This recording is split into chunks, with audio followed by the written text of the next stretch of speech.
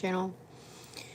And this live is about my daughter's mentally, emotionally, and spiritually sick godmother.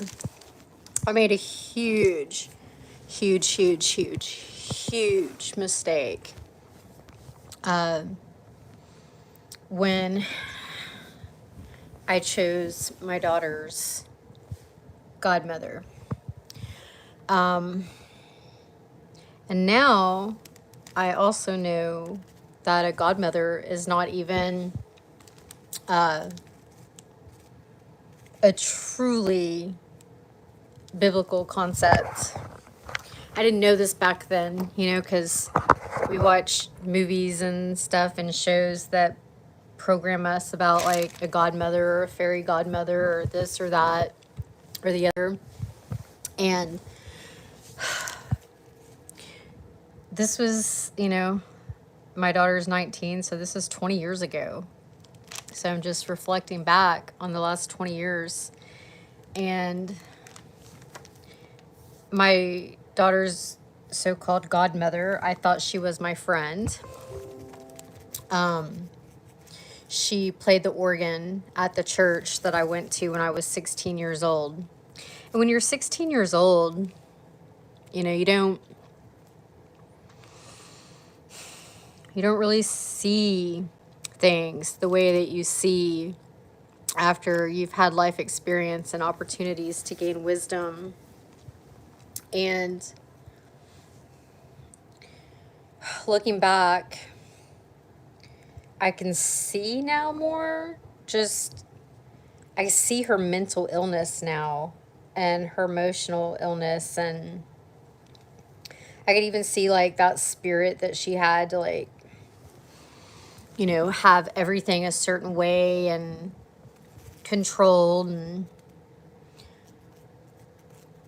and how everybody had to see her in a certain light, as an organist and a musician at the Pentecostal church. And now looking back, I see that her husband was far more mentally sound-minded than she was. I mean, one of the last times she like came to our house when my daughter was little, she was a terrible godmother to begin with. But like she was on Klonopin, and I didn't even know how bad these drugs were. But if she's so, if she was so spirit-filled or Pentecostal, why was she on Klonopin? Why was she on all these drugs and witchcraft drugs?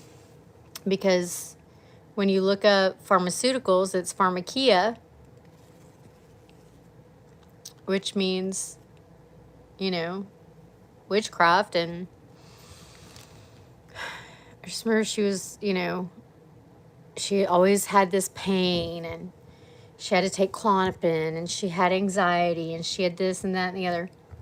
She wasn't whole. She wasn't spiritual. She was just bound in her religion, and now I feel sorry for her husband. She was a horrible influence on my daughter. I remember some horrible things that she said, and then she'd go behind my daughter's back and try to turn her against me. And these people have to realize that they have a lot coming to them as far as the law of sowing and reaping. And she's never apologized to me till this day.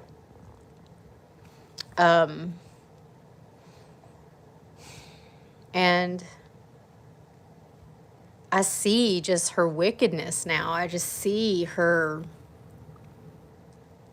terrible nature. People can only hide behind their religion for so long. People can only keep that fake facade up for so long. I remember how mad she was when her and her husband got a divorce, and she told me like how her church sided with her husband. even though he didn't even go to church. So yeah, I'm sure that made her really mad that the church sided with her husband and he didn't even go to church. But I'm doing a lot of reflection for the last 60 years and just seeing these nasty people in my life for who they are and how scandalous they are and how fake they are and twisted and demented. And I've seen it all. However, as a chosen one, we've been given eyes to see and ears to hear as for such a time as this. And it's been 20 years. So I've learned had a lot of life experiences. And now I have the wisdom to show for it.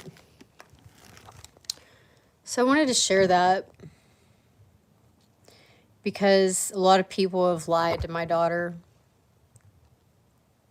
And unfortunately, they're going to get what they deserve because the word is clear about twisting the minds of children and turning children against their own soul and their heart and what they know to be real, and hurting little ones mentally and emotionally and spiritually.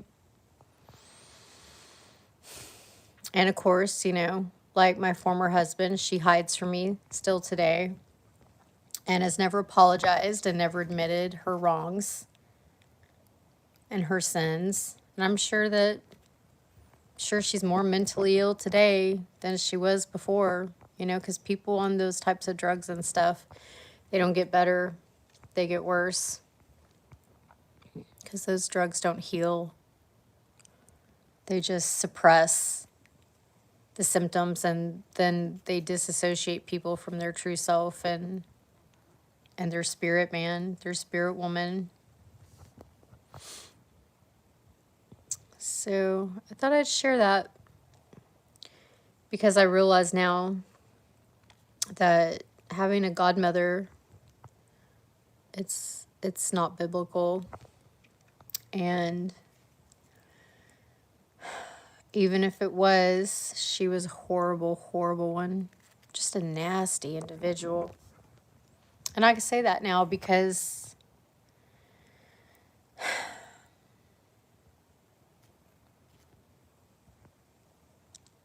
I see her for who she really is.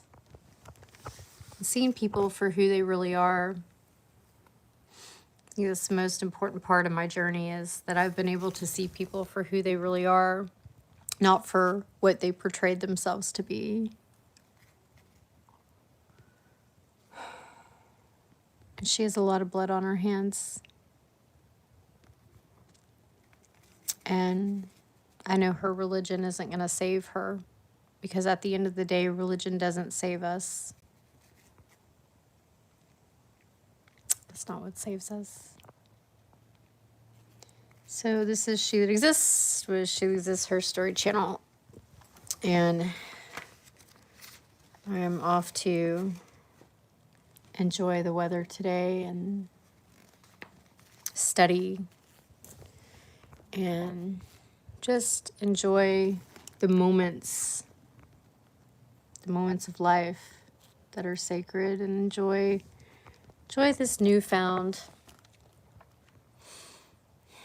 territory that I've rediscovered within.